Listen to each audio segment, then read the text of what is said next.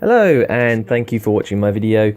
This is going to be a video looking at the world boss event for the Claw of Jormag in Frostgorge Sound. So let's start off. I'm actually on my condition damage engineer because I feel conditioned. I wanted to try a few different things and this time I'm going to be on my condi engineer.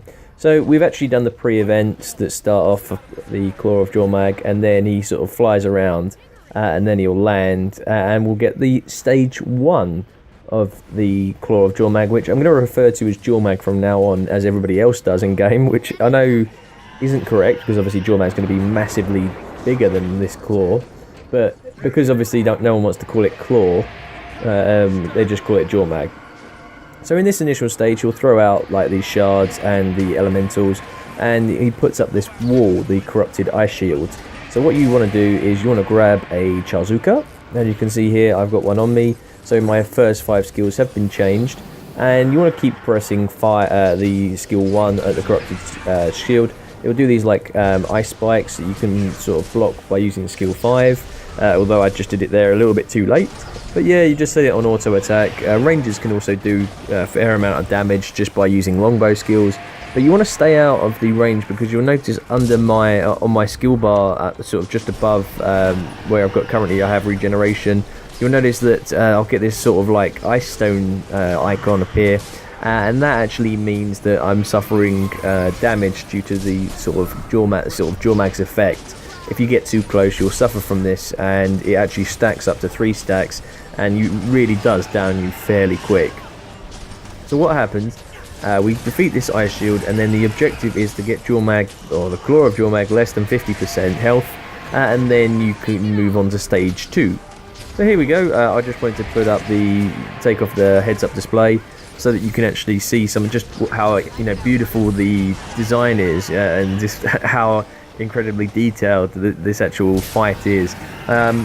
It's one of those fights that I think takes place around the same time as Tequatl does, so it can be a bit tricky to go there. I mean, it used to be one of the top events that was done in GW2. But this actual event's gone through several different iterations because it has had several issues, especially with the wall, and it is one of those events that probably needs a slight overhaul to vary it up and to change it, because one of the nicknames is the fact that the nickname for this event is Boremag. That's bore because it's boring. You do spend a lot of time just sitting around waiting, and that'll mainly come from this phase here where you have to destroy the wall, probably because it has a lot of health, and the second phase because it takes so long for the golems to actually reach its target. So I'm going to talk about that once we get to stage 2. So you can see here we've knocked down the wall, and we're going to charge in, and I'm going to use lots of conditions on it. I've got my grenades, I've got the supply crate, that'll be doing damage. And I'm really going to cleave it down. There is a spot where you can do sort of dual damage. You'll notice that they've got it there. One of the guys is actually saying that you can do more than a significant amount of damage just by standing on one spot. You can really get sort of 3 critical hits at a time. But here we go, we're getting him down pretty quickly. He's not quite going to get down to that 50%, unfortunately. So it probably will require a second attempt at the wall here. But generally it's pretty good. Again, you can continue to attack and damage it. There's a few little nuances that aren't really picked up. If you stay there and continue attack, you can see there I'm actually causing significant condition damage on the Claw of Jormag because he's suffering from that, but he's still in that one spot, and our players are still damaging it. You can see his health bar going down, and it's a pretty impressive sort of a thing that can be done if you are aware of it. Instead of running away, there's no reason to run away. I did it just to try and show you guys. So here we go. Remember, I'm on my condition spec, and yeah, so we're pushing through again. He's put up the wall, and it gives you this fear that just keeps going on and on and on, and it generally is pretty annoying. There isn't too much challenge to this. Again, we're getting feared away. But there, that's pretty much all to say about this stage of the event. Nothing too challenging. You could probably redesign this very, very easily and just come up with a slightly more different aspect of this. I mean, you've got these cannons behind that are of no use. Perhaps they should have had players actually get on the cannons and you know, really be able to take out Jormag. There's several cannons in Frostgorge Sound, and I don't understand why they can't actually have you know, players use those cannons to attack Jormag and really get some health down on him.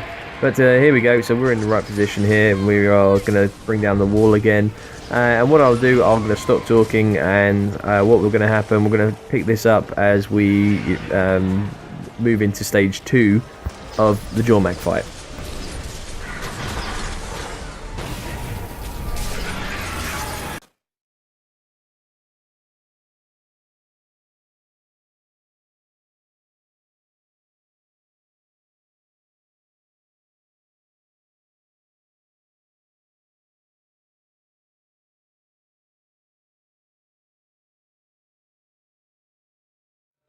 There is an achievement you can actually get where Jormag was standing or was sort of positioned in that initial fight.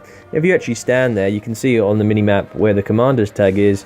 If you stood in that position, you can rewind the video if you want to check that out. That's where you get an achievement when Jormag crashes down here. You're going to have a good view of this. So you can see the cannons fire. Jormag comes crashing down. If you stand where he crashes, you actually get crash landing achievement. It's an amazing animation that really is beautiful, the way that they've animated the Claw of Jormag. A little side note, before the option to actually fail the event happened, his wings would actually disappear because he wouldn't be able to fly away. The problem was, Jormag would just sit there until you actually defeated him, and that could be for hours. So now he can actually he can actually fly away because we have a time limit, but that very, very rarely happens.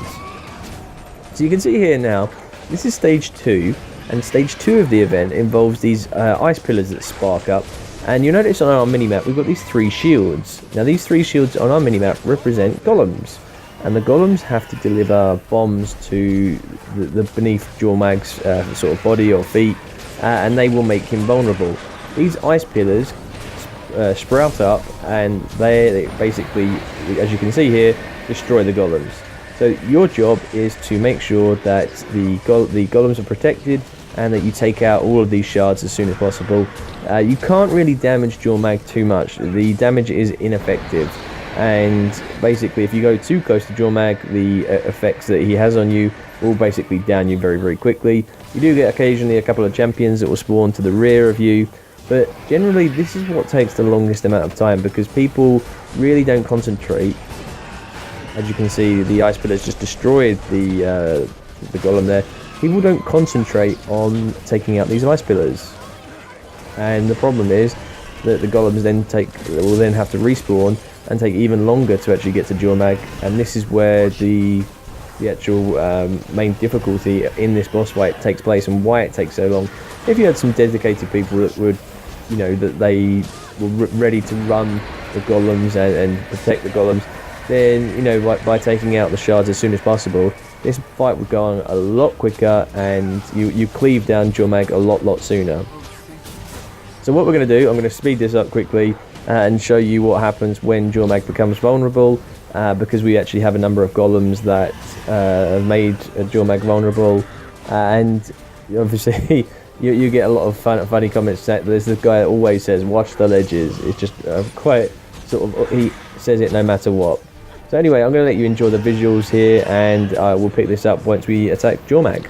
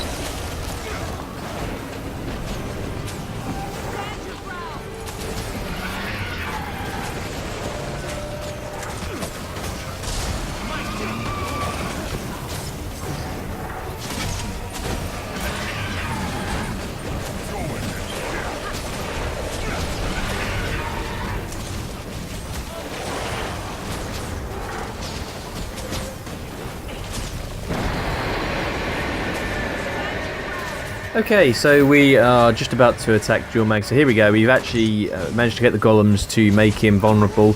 You'll notice, you can tell because he's got two targets to his by his feet, and he's under 50% health. I don't think we're going to be able to kill him in this attempt. I think we'll probably need a second go. But there are certain spots where you can do a lot of damage. You'll notice here we're doing really a lot of damage to Jormag compared to obviously when he's not vulnerable. And this is the chance where you really have to cleave down and attack with as much DPS as possible.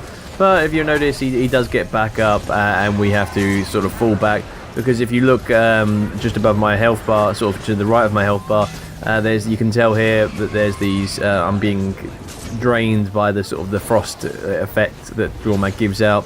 And we have to heal up, and so obviously you can see there a number of players are getting downed because of that. But anyway, I've cut it in because I wanted to show you straight away obviously what happens when you go and kill the Claw of Jormag, because again you have to do the whole thing where you're waiting for golems to make Jormag vulnerable. And so you'll see here we eventually do finish him off with some more DPS, and we get a chest that spawns by Jormag, and we also get a shaky chest that you get to open, and it contains rares in there. So I'm hoping this has been a nice guide for you. Feel free to leave any comments, any feedback that you have. Jormag as a world boss is, used to be one of the bigger events. Now it is pretty boring. But anyway, I hope you've enjoyed it. Catch you on the next one.